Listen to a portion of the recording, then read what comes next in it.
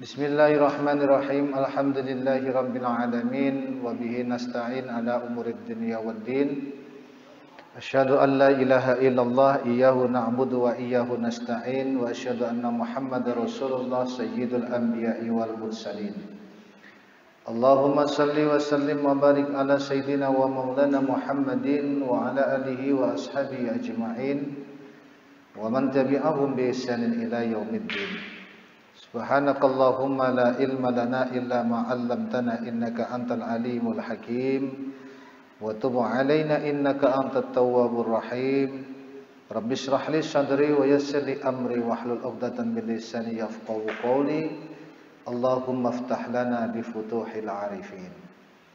Jamaah Masjid Jami'atul Khair yang dimuliakan oleh Allah. Alhamdulillah, pada malam hari ini kita bisa bermuajahah tatap muka kembali dalam rangka ta'lim. Pada malam hari ini kita akan mengkaji kitab Riyadhus Shalihin, kumpulan hadis-hadis baginda Rasulullah sallallahu alaihi wasallam yang disusun oleh Al-Imam An-Nawawi. Mudah-mudahan saat kita mempelajari, saat kita benar-benar menekuni apa yang sudah beliau susun dan kita kaji bersama, Allah jadikan ilmu yang kita belajari ilmu yang bermanfaat dunia akhirat. Pada malam hari ini kita akan membahas tentang bab taubah. Jadi bab taubat, di mana dalam susunan kitab Riyadhus Shalihin menempati bab yang kedua setelah kita membahas tentang ikhlas dan hudurin niat. Jadi membahas tentang ikhlas dan menghadirkan niat di dalam hati. Kita ketahui bahwasanya sebagaimana yang dikatakan oleh para ulama, at-taubatu wajibatun min kulli dzanbin fa in kanatil ma'siyatu bainal abdi wa bainallahi ta'ala la tata'allaqu bihaqqin adamiyyin falaha thalathatu syurutin. Jadi taubat itu hukumnya adalah wajib. Wajib ain, wajib individu. Yang mana ketika seseorang itu berdosa, salah kepada Allah Subhanahu wa taala, yang tidak ada hubungannya dengan hak Adam. Hak Adam itu hak manusia. Jadi kalau kita itu berdosa, ketika kita melakukan suatu dosa, maka wajib hukumnya untuk bertaubat, kembali kepada Allah Subhanahu wa taala. Sedangkan taubat yang tidak ada hubungannya dengan hak adami, tidak ada hubungannya dengan manusia, maka ada 3 syarat. Ada 3 syarat. Yang pertama, hendaknya seseorang itu benar-benar tidak lagi melakukan maksiat, tidak lagi melakukan dosa. Jadi yang pertama itu ketika seseorang itu kembali kepada Allah, bertaubat kepada Allah, tidak lagi melakukan dosa yang dijalankan, yang telah dijalankan. Katakanlah kita melakukan dosa yang hubungannya tidak ada hubungannya dengan manusia, ketika kita berniat untuk benar-benar sungguh-sungguh bertaubat kepada Allah, satu syaratnya adalah kita benar-benar tidak lagi melakukan dosa yang pernah kita lakukan. Itu syarat yang pertama. Kemudian syarat yang kedua adalah ayyadama ala fi'liha, bahwasanya ketika kita melakukan dosa dan kembali kepada Allah, kita harus menyesali dosa yang pernah kita berbuat. Menyesal benar. Ya Allah, saya sudah melakukan dosa, melakukan kesalahan. Benar-benar menyesal, tidak akan mengulangi lagi. Benar-benar menyesal melakukan perbuatan dosa itu. Kalau seumpamanya kita melakukan dosa tetapi tidak menyesal, maka itu belum masuk dalam kategori syarat taubat. Katakanlah kita pernah melakukan dosa, malah kita ibaratnya bangga menceritakannya, maka itu tidak boleh. Tidak masuk dalam kategori syarat taubat. Oleh karenanya ketika kita bertaubat kepada Allah, ketika hal tersebut sudah menjadi komitmen kita untuk kembali kepada Allah, maka kita harus menyesali perbuatan tersebut. Harus menyesali. Harus ada rasa penyesalan. Yang ketiga adalah ayya azima alla ya'uda ilaiha abadan. Jadi kita sudah berkomitmen di dalam hati kita tidak akan mengulang kesalahan yang pernah kita berbuat itu. Kita melakukan dosa A, katakanlah begitu. Ketika kita kembali kepada Allah, bertobat kepada Allah, kita tidak ingin mengulang lagi dosa tersebut. Maka cukup itu saja yang kita perbuat dan tidak harus kita ulang. Ini syarat tobat kepada Allah Subhanahu wa taala. Timbul pertanyaan, bagaimana kalau seumpamanya habis melakukan dosa lagi, melakukan dosa, tetap kita harus bertobat kepada Allah. Itu tandanya tobat kita belum diterima. Tapi kalau seumpamanya kita berhenti sampai di situ, maka kita akan terjerumus ke dalam kubangan terus. Jadi ibaratnya kalau kita masuk ke dalam lumpur, lubang, kemudian kita tidak mau keluar, maka kita akan disebut sebagai orang yang terus terjebur dalam lumpur tersebut. Oleh karenanya terus kita berusaha untuk keluar dari lumpur dosa itu. Sampai Allah benar-benar menolong kita. Dalam hadis itu kan disebutkan bahwasanya kalau seumpamanya kalian melakukan dosa, kesalahan, maka hendaklah dibarengi dengan kebaikan. Nah, maksudnya kebaikan ini adalah kembali kepada Allah Subhanahu wa taala. Kecuali kalau dosa besar ya, Pak. Dosa besar, kalau seumpamanya kita sudah melakukan dosa besar, udah ditinggalkan itu semuanya. Jangan sampai kita melakukannya lagi. Jemaah sekalian yang dimuliakan oleh Allah. Kemudian kalau seumpamanya ada hak adami yang berhubungan dengan orang lain, maka kita harus mencari halalnya. Katakanlah kita pernah berbuat salah sama orang, maka kita harus mencari halalnya. Maaf ya Bu ya, maaf Bapak, saya udah melakukan kesalahan. Ya, saling memaafkan. Kenapa? Jangan sampai kesalahan tersebut akan menjadi bumerang buat kita, sehingga ketika kita di akhirat nanti menjadi dalam kondisi merugi, Pak. Maka inilah pentingnya kita menyadari diri sendiri, bahwasanya kita banyak kesalahan, banyak dosa, yang akhirnya kita akan menjadi orang-orang yang benar-benar tidak mau memberikan atau membuat kesalahan kepada orang lain, apapun bentuknya. Menyakiti, memukul katakanlah, atau ketika kita mengambil hartanya, mengambil uangnya, itu jangan sekali-kali itu dilakukan. Karena ketika kita melakukan itu, maka kita harus meminta halalnya, meminta maaf kepada yang bersangkutan, jangan sampai melakukan kesalahan lagi. Nah, ini taubat. Ketika kita ada hubungan dengan hak adami atau hak manusia yang lainnya. Jemaah sekalian yang dimuliakan oleh Allah, oleh karenanya baginda Rasulullah sallallahu alaihi wasallam di dalam susunan hadis kitab Riyadhus Shalihin, Rasulullah sallallahu alaihi wasallam bersabda, "Wallahi inni la astaghfirullah wa atubu ilaihi fil yaumi aktsara min 70 marratan." Demi Allah, kata Rasulullah. Ini Rasulullah, Pak ya. Tingkatan Rasulullah. Inilah astaghfirullah. Sesungguhnya saya itu memohon ampun kepada Allah. Ya bentuknya ya astaghfirullah. Astaghfirullah. Astaghfirullah. Sebagian ulama ada menambahkan al-azim. Astaghfirullahal-azim. Al-azim itu yang maha agung.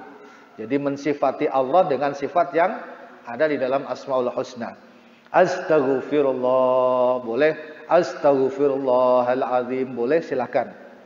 Astaghfirullah wa atubu ilaih, dan saya kembali kepada Allah, bertobat kepada Allah.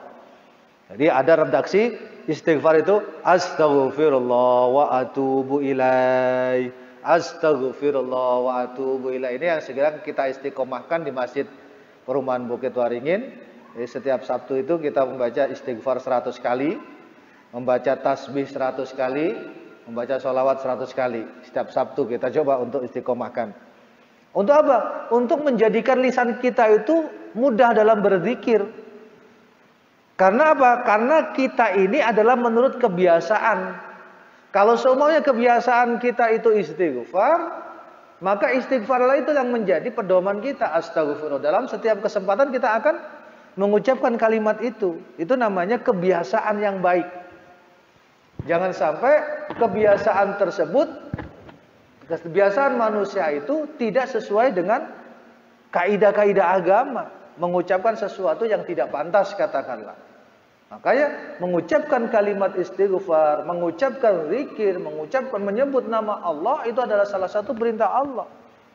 Wadzukurullaha katsira, dan sebutlah Allah dengan sebanyak-banyaknya, berzikirlah kepada Allah dengan sebanyak-banyaknya. Rasulullah saja itu tidak kurang dari 70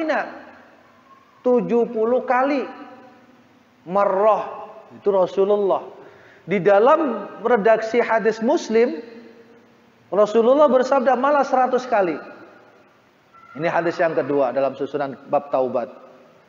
Qala Rasulullah sallallahu alaihi wasallam, ya ayyuhan nas. Rasulullah bersabda, wahai manusia, tubu ilallah. Kembalilah kalian, bertobatlah kalian kepada Allah. Wastaghfiruhu, dan minta ampunlah kalian kepadanya. Fa inni atubu fil yaumi, dan sesungguhnya saya bertaubat kepada Allah di dalam setiap hari mi'ata marrah, sebanyak 100 kali. Dalam redaksi lain disebutkan 70 kali, dalam redaksi lain Rasulullah mengatakan bertaubat kepada Allah itu 100 kali. Kok bisa beda? Tadi beliau mengatakan tidak kurang dari 70, berarti sampai 100. Mungkin bisa lebih. Ya, ucapan istighfar, Pak. Istighfar. Jadi ketika kita membaca istighfar sampai 100 kali, memang ada dalilnya, hadisnya begitu. Dalam setiap habis sholat dibaca istighfar 3 kali. Ini adalah memang dalil-dalil yang menjadikan kita untuk melakukan amaliyah-amaliyah tersebut. Karena ketika kita bertaubat kepada Allah, Allah Subhanahu wa taala itu senang dengan apa yang kita lakukan. Lallahu afrahu bi taubati abdihi min ahadikum saqata ala ba'irihi wa qad adallahu fi ardi fala. Allah Subhanahu wa taala itu sungguh sangat senang melihat hamba-hambanya itu bertaubat. Ibaratnya diibaratkan itu ketika kita itu dalam padang pasir, yang kita membutuhkan kendaraan onta, tiba-tiba onta kita itu lepas, hilang. Saat onta itu ada menghampiri kita, maka kita akan senang. Masya Allah, alhamdulillah, saya diselamatkan oleh onta ini. Karena dengan adanya onta ini saya bisa menyeberangi padang pasir. Nah, kegembiraan kita tersebut tidak ada apa-apanya dibandingkan Allah senang terhadap hamba-hambanya yang mau bertaubat. Makanya pokok setiap kita melakukan kesalahan, kembali kepada Allah, bertaubat kepada Allah. Nah, nanti kalau semuanya nggak terima itu kan urusan Allah. Pokoknya kita sebagai manusia dituntut untuk melakukan pertaubatan. Jadi tidak ada ibaratnya memikir berandai-andai, enggak. Karena berandai-andai itu adalah bisikan setan. Mau bagaimana nanti kalau semua melakukan maksiat lagi, saya berdosa lagi. Berdosa ya bertaubat kembali. Wattabi'il sayyi'atil hasanah tamhuha. Dan ikutilah keburukan itu dengan kebaikan. Kembali kepada Allah, taubat kepada Allah Subhanahu wa taala. Bahkan dalam hadis yang ke-7 disebutkan, Oh, di dalam hadis yang di sini juga disebutkan ada seseorang yang melakukan dosa. Hadis ke-8 ya. Ada seorang laki-laki yang melakukan dosa, membunuh sebanyak 99 orang. Ini di zaman Bani Israel sebelum Nabi Muhammad sallallahu alaihi wasallam. Ini hadisnya termasuk hadis muttafaq alaih yang disepakati oleh Imam Bukhari dan Imam Muslim. Hadisnya sahih. Di mana ada orang yang melakukan pembunuhan sampai yang dibunuh itu 99 orang. 99. Satu orang saja itu menurut Allah sama saja membunuh banyak orang, semua manusia. Apalagi ini 99 orang. Ibaratnya jagoan lah, jago kata orang Betawi. Kemudian dia ingin kembali kepada Allah. Bertanya kepada ulama setempat, rahib. Bertanya kepada ulama setempat. Kemudian apa kata ulama tersebut? Karena ulama itu mungkin sangat kurang suka terhadap yang bersangkutan, mengatakan tidak akan diampuni oleh Allah. Digenapi sekalian menjadi 100. Digenapin sekalian, jadi sang rahib tersebut langsung dibunuh. Kemudian dia mencari lagi ulama dan ketemu ulama yang bijak dalam menyikapi itu semuanya. Jangankan ini, dosa yang lebih besar pun ketika kita kembali kepada Allah, bertobat kepada Allah akan diampuni. Walaupun katakanlah usia kita sudah menginjak uzur, ketika kita diberi hidayah oleh Allah untuk bertaubat kepada Allah, Allah pasti mengampuni. Ketika kita datang kepada Allah dalam sejengkal langkah kita, Allah menyambut sehasta. Ketika kita berjalan menuju kepada Allah, dengan berjalan Allah menyambutnya dengan lari. Maksudnya apa kalimat itu? Maksudnya Allah sangat menerima hambanya ketika bertaubat. Asalkan bertaubatnya tersebut malam yugharghir, sebelum sakaratul maut, sebelum ngorok gitu Pak bahasanya. Nah, kalau sudah ngorok itu batasan terakhir. Karena dalam hadis kan disebutkan Rasulullah itu didatangi malaikat. Wahai Rasulullah, sesungguhnya Allah akan mengampuni umatmu sebelum dia bertobat selama 1 bulan. Rasulullah sedih, itu terlalu lama. Karena 1 bulan sebelum meninggal itu kan orang masih bisa jalan-jalan. Mungkin yang punya duit banyak bisa ke luar negeri, bisa melakukan apapun gitu kan. Terlalu lama. Kemudian malaikat menghadap kepada Allah, datang lagi kepada Rasulullah sebelum 1 minggu. Kata Rasulullah, itu juga masih lama. Sebelum 1 hari itu juga masih lama kata Rasulullah. Sebelum 1 jam itu juga masih lama. Kata malaikat, malam yugharghir, sebelum sampai sakaratul maut. Maka kesempatan untuk bertobat kepada Allah Subhanahu wa taala itu sangat dibuka luas. Sangat dibuka luas. Dan Allah membentangkan tangannya, membentangkan rahmatnya, membentangkan ampunannya kepada siapa saja yang mau bertobat kepada Allah. Nah, di antaranya syarat-syarat tobat tadi sudah saya sebutkan. Hendaknya kita itu sudah meninggalkan apa yang kesalahan yang kita perbuat. Kemudian tidak mengulangi lagi. Dan menyesal. Kalau semuanya kita ada salah, dosa kepada orang lain, kita memohon maaf. Karena apa Pak? Salah kepada orang lain itu adalah sesuatu yang menjadikan batu sandungan. Kalau kita tidak meminta maaf. Jangan sampai itu terjadi, apapun bentuknya, mau menyakiti dalam ucapan, dalam perbuatan, atau kita mengambil haknya, jangan sekali-kali kita lakukan. Kalau semua sudah terjadi, ya bagaimana kita memperbaiki diri.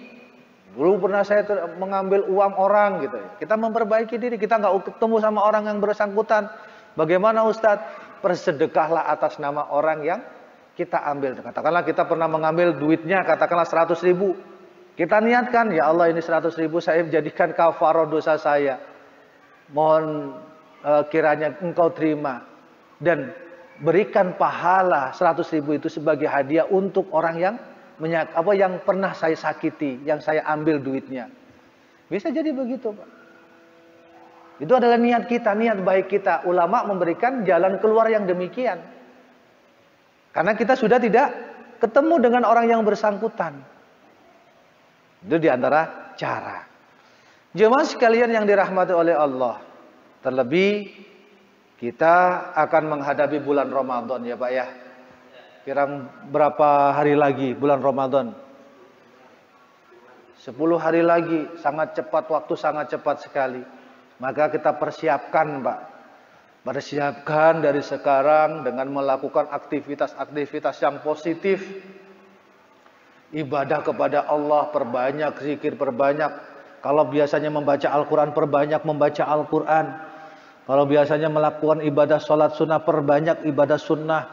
Kalau biasanya berzikir, perbanyak berzikir.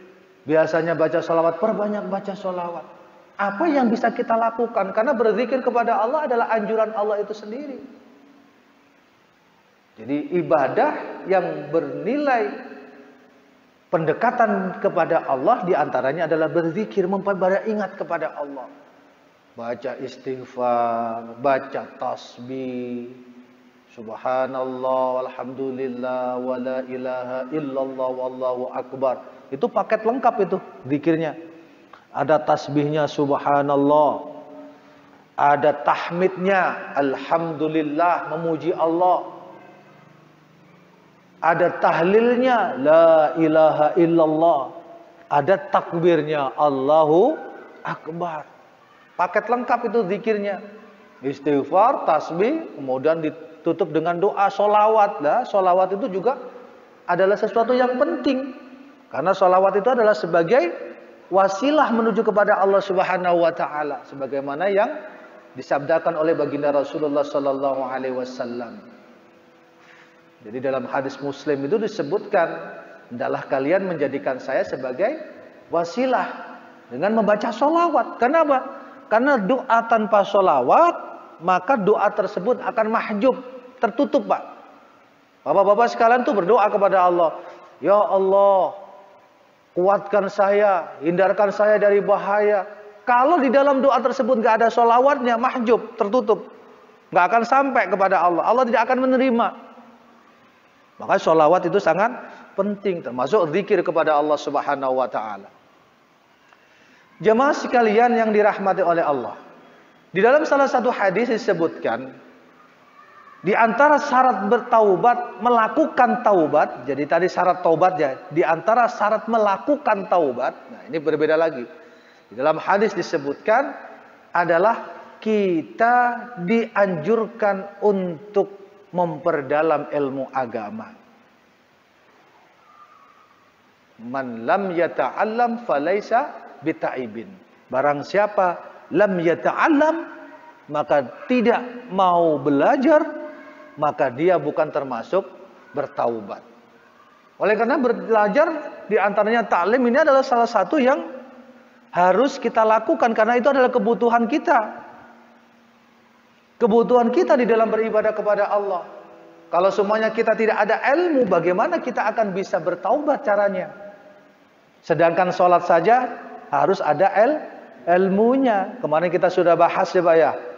Untuk menjadi imam saja harus ada ketentuannya. Pertama penguasa dulu, sultan dulu. Kemudian wali itu memimpinnya. Kemudian sahibul bait. Kemudian al-afqah yang paling faham dalam ilmu agama. Nah, ilmu agama, memahami ilmu agama itu adalah termasuk kewajiban individu, fardu ain. Dan ini menjadi syarat dalam melaksanakan taubat kepada Allah Subhanahu wa taala.